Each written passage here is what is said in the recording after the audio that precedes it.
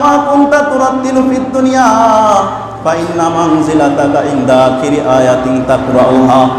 নবীজি বলেন কাল কিয়ামতের ময়দানে হাফেজে কোরআনদেরকে বলা হবে, কোরআন পড়নেওয়ালাদেরকে বলা হবে, ইকরা, তুমি পড়তে থাকো, ওয়ারতাকি, তুমি চড়তে থাকো, পড়ো এবং উপরের দিকে চড়ো, ওয়ারাত্তিল কামা তুরাত্তিলু ফিদ দুনিয়া, ধীরে সুস্থে ধীরে ধীরে পড়ো, সুন্দর করে পড়ো, শুদ্ধ করে পড়ো, যেমন করে দুনিয়াতে তুমি ধীরে ধীরে পড়তে, শুদ্ধ করে পড়তে, এরকম ভাবে কোরআন পড়তে থাকো, পড়তে থাকো আর উপরে যাইতে থাকো, জান্নাতের তালায় উঠতে থাকো।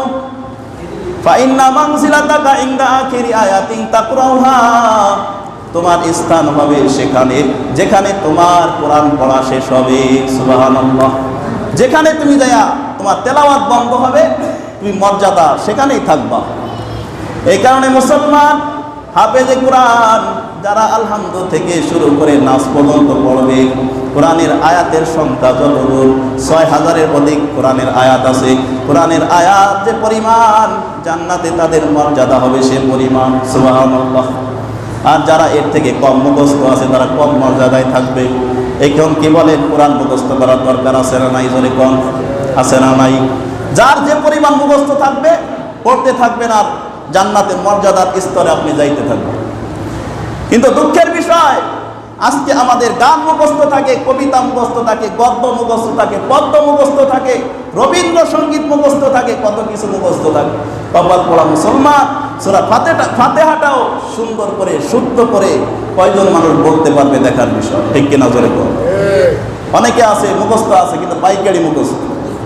পাইকারি মুখস্থ বুঝে কোনো শুদ্ধ না, অশুদ্ধভাবে মুখস্থ, এটারে কয় পাইকারি মুখস্থ। শুদ্ধভাবে আজকে কয়টা মুসলমান সূরা ফাতিহাটা শোনাইতে পারবে শুদ্ধ করে? আমার তো মনে হয় এরকম মানুষের সংখ্যা খুবই কম হবে। এই কারণে মুসলমান বলতে চাই, কোরআন মুখস্থ করার চেষ্টা করতে হবে। ফজিলতপূর্ণ সূরাগুলো মুখস্থ করো, সূরা ইয়াসিন মুখস্থ রাখো, সূরা ওয়াকিয়া মুখস্থ রাখো, আর রহমান মুখস্থ রাখো, সূরা ফাতিহা মুখস্থ রাখো, নামাজের সূরাগুলো মুখস্থ রাখো। কাল কিয়ামতের ময়দানে কোরআন তুমি পড়তে থাকবা আর উপরে উঠতে থাকবা। সুবহানাল্লাহ। এই কারণে কোরআন মুখস্থ করতে হবে। আল্লাহ নবী বলেন, ইন্নাল্লাযী লাইসা ফি জাওফিহি শাইউম মিনাল কুরআন কাল বাইতিল করিব। আল্লাহর নবী বলে, যেই সিনার ভিতরে কোরআন নাই, কোরআনের কোনো অংশ নাই, আল্লাহ নবী বলেন এই সিনাটা হলো কাল বাইতিল করিব, খালি ঘরের মতো, খালি ভিটার মতো। দেখেন আল্লাহর নবীর কথা কত সুন্দর, কত তীক্ষ্ণ কথা নবীজি বললেন। নবীজি তো বলতে পারতেন যার সিনায় কোরআন নাই, এই সিনাটা খালি পাত্রের মতো। কি বলেন? এটাও তো বলতে পারতো না? খালি পাত্রের মতো, যার সিনায় কোরআন নাই, এটাও তো বলতে পারতো। নবীজি কি বললেন? যার সিনায় কোরআন নাই এটা খালি ঘরের মতো, খালি বাড়ির মতো, খালি ভিটার মতো। ঘরের সাথে তুলনা করার কারণ, খালি ভিটার সাথে তুলনা করার কারণ হলো, একটা ঘর যদি দীর্ঘদিন পর্যন্ত ওই ঘরে মানুষ না থাকে, বসবাস না করে, কি বলেন ওই ঘরটার অবস্থা কি হয়? একটা পর্যায়ে দেখা যায় একটা ঘরে 1 বছর হয়ে গেছে কোনো মানুষ থাকে না, সেই ঘরে কি থাকবে বলেন তো? সেই ঘরে মানুষ দেখবেন যাইতে ভয় পাবে। কেন?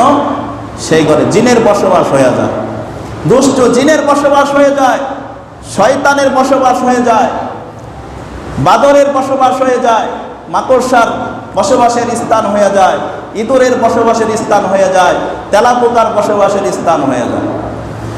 ঠিক তদ্রূপ যে অন্তরে কোরআনের কোনো অংশ নাই, যেই সিনার ভিতরে কোরআন নাই, কোরআনের কোনো অংশ নাই, আল্লাহর নবী বলেন ওই শূন্য ঘরের ভিতরে যেমন শয়তান বসবাস করে, খারাপ জিন বসবাস করে, যেই সিনার ভিতরে কোনো কোরআন নাই, এই সিনার ভিতরেও বসবাস করে শয়তান। ঠিক না ঠিক? জোরে কর। এই কারণে দেখবেন দুনিয়ার ডিগ্রির কোনো শেষ নাই, দুনিয়ার সব ডিগ্রি অর্জন করছে, কিন্তু ছোটবেলায় কোরআনের সে স্পর্শ পায় নাই। কোরআনের কোনো অংশ তার সিনার ভিতরে না থাকার কারণে দুনিয়াবি সর্ব উচ্চ শিক্ষিত হওয়ার পরেও, দুনিয়াবি সর্ব ডিগ্রিধারী হওয়ার পরেও দেখবেন আল্লাহকে গালি দেয়। আছে না নাই? জোরে কর। আছে না নাই? জোরে বলেন। সব ডিগ্রি অর্জন করছে, নবীকে গালি দেয়, সব ডিগ্রি অর্জন করছে, ইসলামকে নিয়ে কটাক্ষ করে, দুনিয়াবি সব থেকে বড় শিক্ষার যোগ্যতা অর্জন করছে, তারপরে দেখবেন আলেম ওলামাদেরকে নিয়ে সমালোচনা করে, আছে না নাই? জোরে কর। সমস্যা কি? সমস্যা কি? দুনিয়াবি সব ডিগ্রি অর্জন করছে। সমস্যা হলো এক জায়গায় মুসলমান কোরআনের শিক্ষা পায় নাই, এই কারণে তার অন্তরে শয়তানের বসবাস। এই কারণে চিন্তা করে কেমনে আল্লাহকে গালি দেওয়া যায়, চিন্তা করে নবীকে নিয়ে কেমনে ব্যঙ্গ করা যায়, চিন্তা করে কেমনে ইসলামকে নিয়ে কটাক্ষ করা যায়, চিন্তা করে কেমনে আলেম ওলামাদের মর্যাদা খাটো করা যায়। কারণ হলো একটাই, তাদের অন্তরে শয়তানের বসবাস, আল্লাহর নবীর হাদিসের বসবাস। আরেকটা জিনিস লক্ষ্য করতে হবে, আজকে দেখবেন দুনিয়াবি ডিগ্রি অর্জন করছে, দুনিয়াবি সব ডিগ্রি অর্জন করা শেষ, জেনারেল শিক্ষার সব ডিগ্রি অর্জন করা শেষ হয়ে গেছে, কিন্তু দেখা যায় তার মাতা পিতা আছে বৃদ্ধাশ্রমে, আছে না নাই? জোরে কম।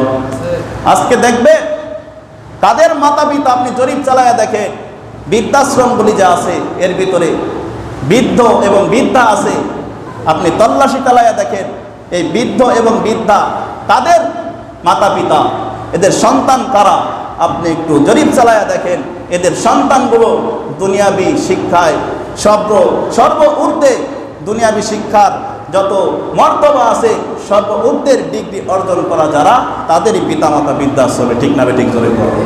তার কারণ হলো কি? কোরআনের ছোঁয়া পায় নাই। কোরআনের ছোঁয়া না পাওয়ার কারণে দুনিয়াবি সব কিছু অর্জন হলেও কোরআনের ছোঁয়া না থাকার কারণে তাদের ভিতরে শয়তান বসবাস করতেছে, যার কারণে তারা পিতামাতাকে বৃদ্ধাশ্রমে দিয়ে দিচ্ছে। কোন সাধারণ মানুষের পিতামাতা দেখবেন বৃদ্ধাশ্রমে নাই, কোন আলেম ওলামাদের পিতামাতা তো নাই। সাধারণ মানুষ যারা আছে তাদেরও দেখবেন পিতামাতা বৃদ্ধাশ্রমে যায় না, বৃদ্ধাশ্রমে দেওয়া হয় নামধারী, শিক্ষিত, ডিগ্রিধারী, উচ্চ ডিগ্রিধারী সন্তান, কুলাঙ্গার সন্তান, তাদের পিতামাতাই বৃদ্ধাশ্রমে থাকে। এই কারণে বলতে চাই, মুসলমান, আপনি আপনার সন্তানকে ডাক্তার বানান, সমস্যা নাই, ইঞ্জিনিয়ার বানান, সমস্যা নাই, যা মনে চাই তাই বানান, সমস্যা নাই, কিন্তু আমার আকুল আবেদন, আপনার সন্তানটার একটু কোরআন শিখায়া দেন, কোরআনের অংশ আপনার সন্তানটার সিনার ভিতরে দিয়া দেন। আপনার সন্তান যেখানেই যাক না কেন, দেখবেন আপনার সন্তান কোনোদিন আল্লাহকে গালি দিবে না। ঠিক কিনা? জোরে কর। আপনার সন্তান কোনোদিন রাসূলকে গালি দিবে না, আপনার সন্তান কোনোদিন ইসলামের ব্যাপারে বিপক্ষে কলম ধরবে না, আপনার সন্তান কোনোদিন আলেম ওলামাদেরকে নিয়ে সমালোচনাও করবে না। কোরআনের শিক্ষাটা একটু দিয়ে, কোরআনের শিক্ষাটা দিলে আপনার সন্তান যেখানেই থাকুক, আপনার সন্তান কমপক্ষে নাস্তিক তো আর হবে না। এরপরে আল্লাহর নবী বলেন, মান ক্বারাআল কুরআন ফাস্তাযহারাহু ফাআহাল্লা হালালাহু ওয়া হারামা হারামাহু আদখালাহুল জান্নাহ। যে ব্যক্তিটা কোরআন পড়বে, কোরআনের বিধান অনুযায়ী আমল করবে, আল্লাহর নবী কয় এই লোকটারে আল্লাহ তাআলা জান্নাতে প্রবেশ করাবে। শুধু জান্নাতে প্রবেশ করাবে না, ওয়াশাফাহু ফি আশরাতিন মিন আহলি বাইতিহি কুল্লুহুম ক্বাদ ওয়াজাবাত লাহুন নার।